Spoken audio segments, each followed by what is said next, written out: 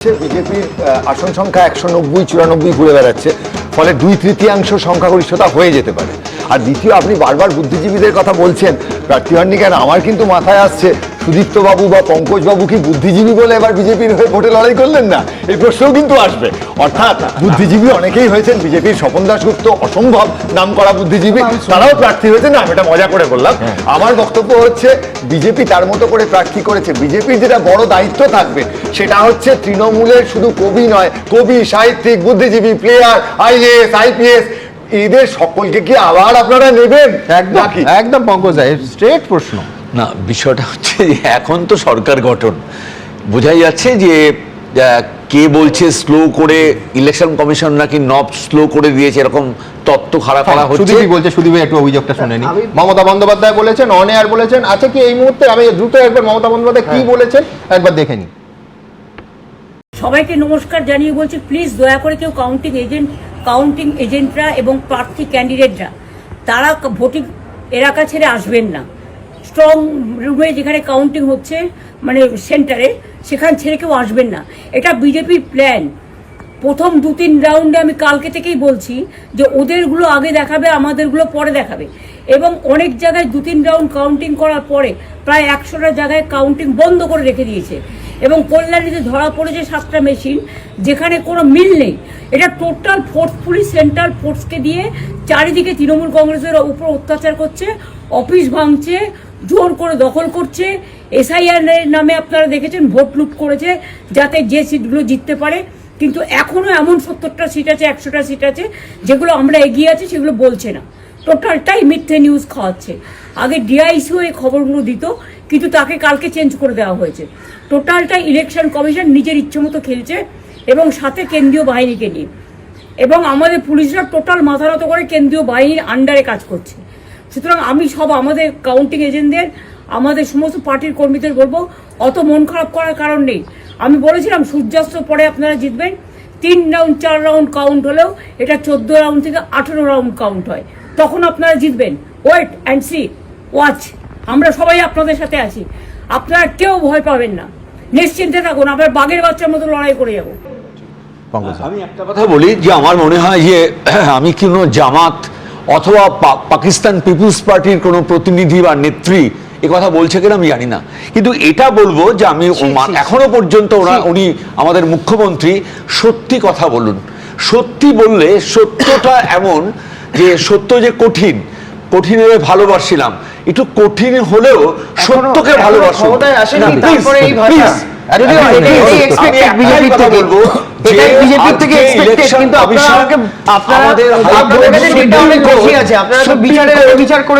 High court, supreme court আমাদের সাংবিধানিক সমস্ত কাঠামোর মধ্যে এগুলো পড়ে।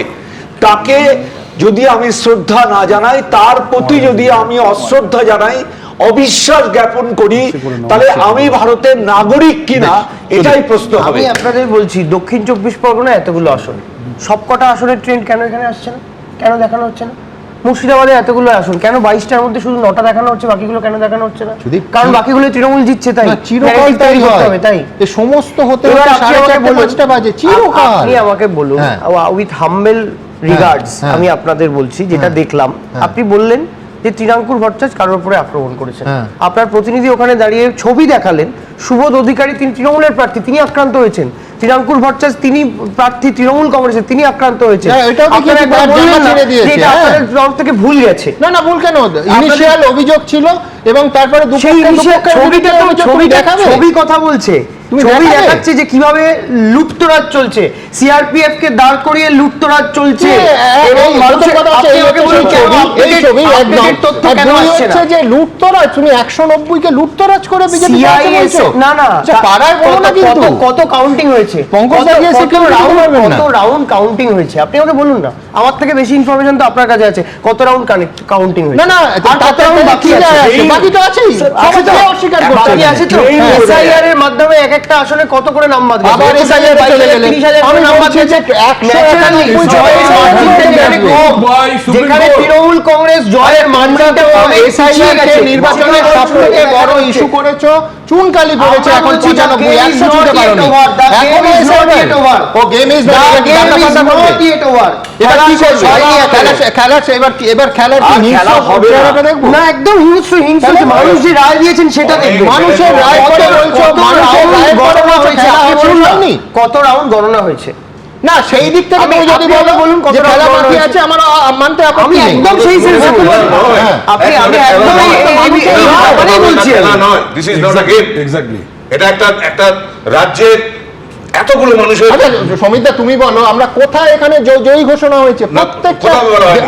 অন্তত Leading 10,000 বার আমি বলেছি আমি একটাই আমি প্রবণতা থেকে বলেছি আবার বলবো শুনে রাখো দ্বিতীয় কথা হলো যে এটাকে যারা খেলা বলে তৃণমূল অনেক এটাকে খেলেছেন সুস্থভাবে আপনারা। নিতে পারবে না, আপনারা পারবে অনেক না। খেলেছেন। এটা আমার মানুষ তার সবথেকে বড় উত্তর দিচ্ছে। একটা জায়গায় শরীরটা মানুষ যদি তার আপনাদের 18টা খেলার রাউন্ডে উত্তর দিচ্ছে। কাউন্টিং হয়, আমরা তাহলে এই সেটা রাজ্যের 6টা, 7টা সৌভাগ্যের রাউন্ডে বিষয়ে counting এইরকম হয়েছে, একজন বাকি মুখ্যমন্ত্রী 11টা পেয়েছিলাম যিনি বাকি 2:30টার সময় গিয়ে রাজভবনে গিয়ে পদত্যাগ পত্রটা দিয়ে এসেছিলেন শোনো, এটা হচ্ছে বারবার করে আমরা যে কথাটা বলছি যে তৃণমূল কংগ্রেসের পক্ষ থেকে বিভিন্ন জায়গায় অন্য দল ভাঙিয়ে আনা থেকে শুরু করে বিভিন্ন সময় গণতান্ত্রিক পদ্ধতিকে আঘাত করা, এই অভিযোগ কংগ্রেসের বিরুদ্ধে এক সময় ছিল, সিপিএম এর বিরুদ্ধে ছিল, বিজেপির বিরুদ্ধেও থাকবে।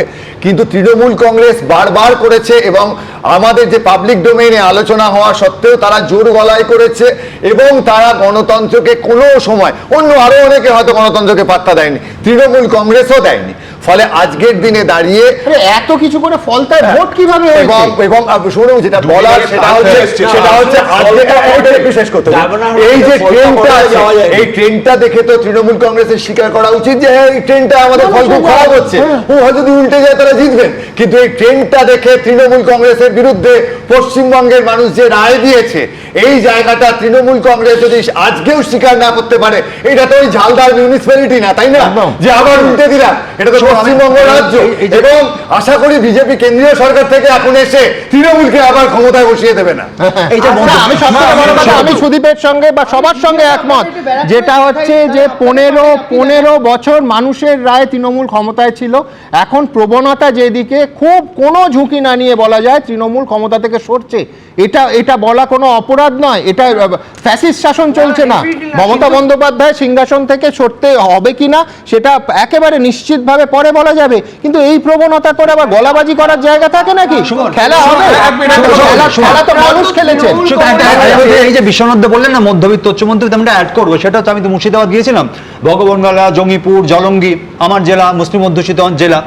আমি বলছি দলে দলে গরিব মানুষ, পরিযায়ী শ্রমিক যারা ফিরে এসেছে ভোট দিতে, আমরা ভেবেছিলাম এটা এসআইআর এগেনস্টে না, প্রত্যেকে বলছে আমাদের বাড়িতে কাজ চাই।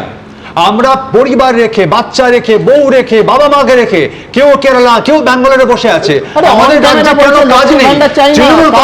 তৃণমূল কংগ্রেস পরিযায়ী শ্রমিকদের বলেছে কেন বাইরে যাও, 5,000 টাকা দেবো, 5,000 টাকা সংসার চলে।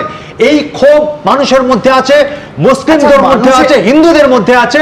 এটা আলাদা করে না দেখে this vote is no TMC, pro BJP, আমার মনে হয় না ইটস নো টিএমসি।